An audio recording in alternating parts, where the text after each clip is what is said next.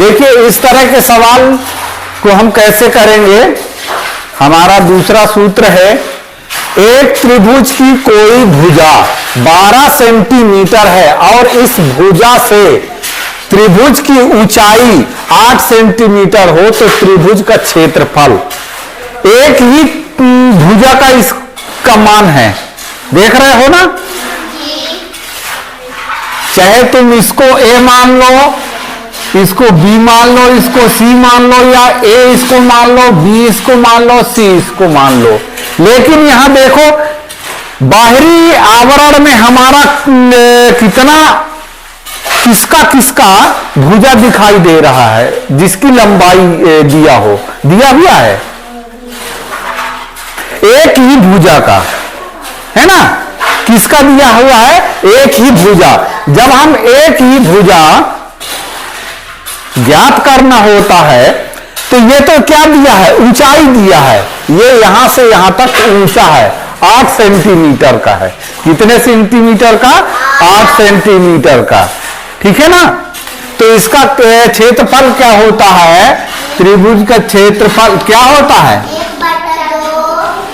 क्षेत्रफल बराबर 1/2 गुणते आधार, बहुत सही, आधार गुणते ऊंचाई।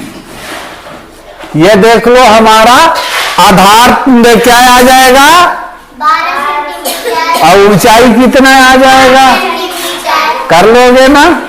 सरल है कि नहीं है, समझने की बात है। कैलकुलेट करना या जोड़ना घटाना इजी होता है, पहले सवाल को समझना होता है कि एक त्रिभुज की कोई एक भुजा हमको पता है, 2 भुजा के पता नहीं है, है ना, और उसकी ऊंचाई हमको पता है। तो हम इस फार्मूले के आधार पर हम आसानी से कर सकते हैं।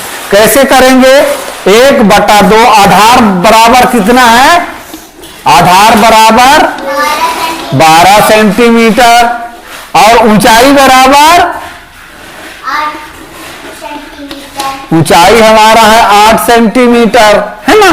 हमारा सूत्र ये है 1/2 गुणते आधार में कितना 12 हो गया और ऊंचाई में कितना 8 हो गया, है ना।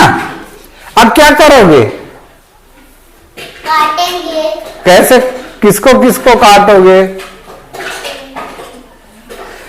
2 के 12 में पढ़ेंगे, 2 छक्का 12, है ना, कट गया। अब कौन कौन बच गया, 8, क्या हो गया, अब नहीं कट रहा है तो गुणा हो जाएगा, है ना। 8 छंग